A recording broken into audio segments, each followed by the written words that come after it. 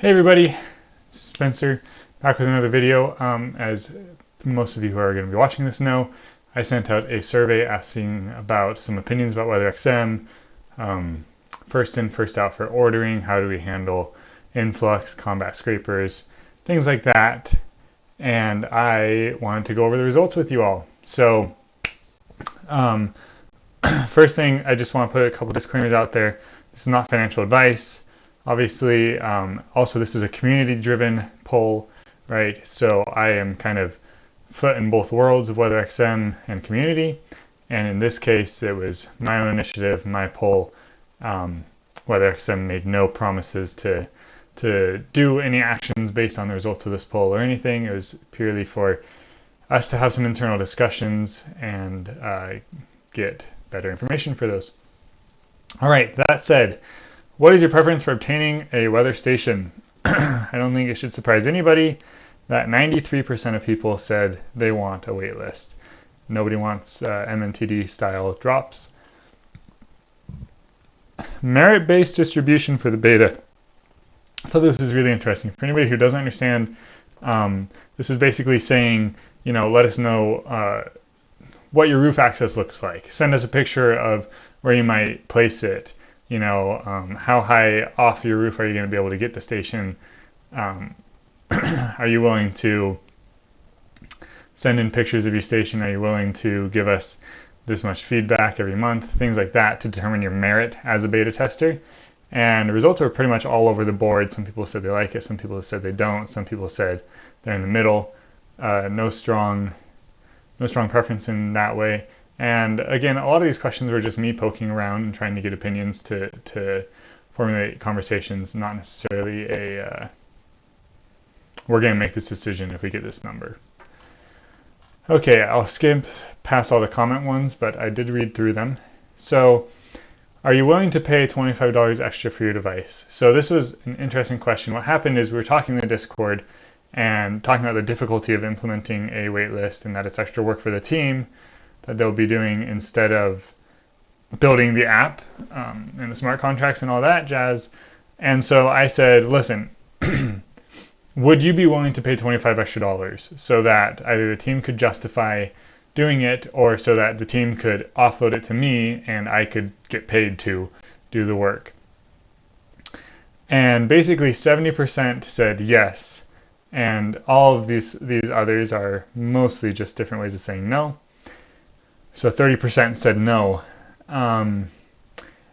I don't think this would ever get implemented. This was really me trying to be tricky to see if people were willing, right? When you market an idea, you ask if somebody likes it and they'll always say yes. You ask if they'll pay for it and they'll sometimes say yes. You make them pay for it and they will even less of the time say yes. So that was really good indicator to me that there's strong demand for this wait list, not just like it'd be nice to have and we're going to whine about it, which is what I thought. Okay, now this is for like longer term, not for the next drop, but just in general, handling inventory and distribution. A paid wait list, similar to how the Planet Watch license model makes a wait list, was very favorable for you guys.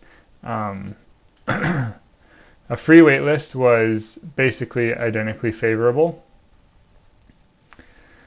And scheduled stock drops were definitely not favored.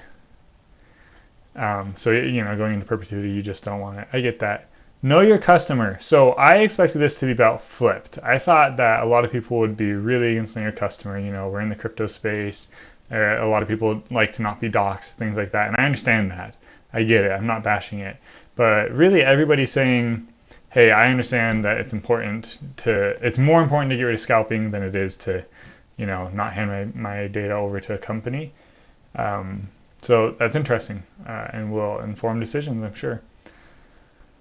Know your station. I hope everybody understood what I was saying, but that's where I'm talking about. You take pictures of your station and, we get to see, do you actually have a good setup? So it's like manual review of your setup, which is kind of more important than Helium, right? Because Helium incentivizes your setup because you get more rewards. With WeatherXM, Obviously, theoretically, you'll also get better rewards because your weather will be better, but you got to start somewhere. It's kind of chicken and the egg if we don't have local data to compare yours against. So, anyways, reserving stock for large-scale distribution operations was everybody hates it. I think people read this and thought Emirate, which wasn't really my intention. It was more like, there's this guy whose day job is deploying at 100 different sites for different industrial farms, and so we're going to reserve stock for his business purposes. But that's fine. It's good information.